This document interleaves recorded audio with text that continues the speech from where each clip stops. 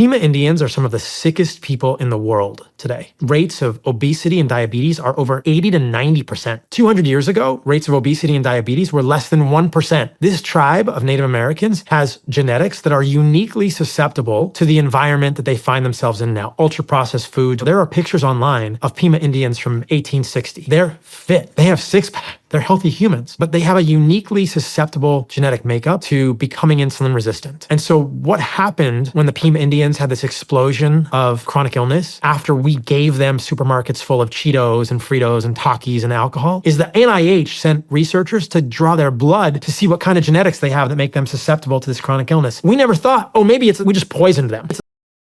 You hunt in Costa Rica? Are you out there killing howler monkeys? It's not legal to hunt in Costa Rica, but I have so many howler monkeys by my house that every morning and every night you hear this. Oh, it sounds like, oh, it's like that. And there's sounds like a lion. It sounds like a dog and a lion mixed. That's every morning and every night. It makes me so happy. There's these jungle sounds. I remember my first encounter with them. We were in a op down in Panama. And totally got compromised because the howler monkeys started screaming at us, and then they know exactly where you are. That's the jungle, right? There are these places in the United States called food deserts. These are very rural, poor communities where it's difficult to find actual meat or fruits and vegetables. But most of the food deserts are food deserts by choice, which is really sad, that people in these communities haven't been educated, don't understand, and have really been, I would say, addicted to processed food, which is very addictive. Grocery stores or corner markets in these places in the past may have carried fruit and vegetables, but nobody bought them and they rot on the shelf. And so they become a food desert by consumer choice.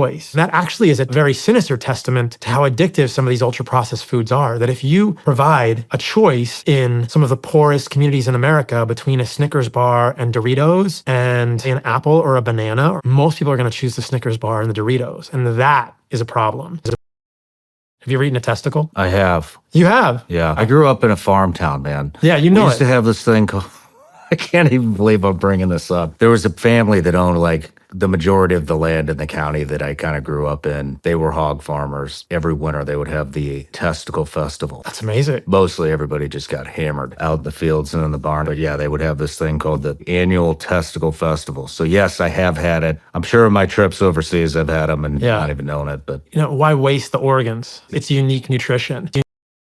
We hunted a baboon with them, and the first thing they did after they killed the baboon was put the baboon on the fire, and then we ate the organs. So I shared the organs with the tribe. Another time with them, we ate a goat that someone had gifted to the tribe, and they had this raw liver that they cooked, and they put it on a rock before they cooked it, and they were treating it like a precious piece of gold. They treasure these organs. The day after we killed the baboon, the hunter who delivered the final blow that killed the baboon, this is like Indiana Jones stuff, he offered me brain. He had the baboon head, and he had roasted the brain, and he said, do you want some brain? Of course I ate it, you know? That's like one of their favorite parts of the baboon is the brain.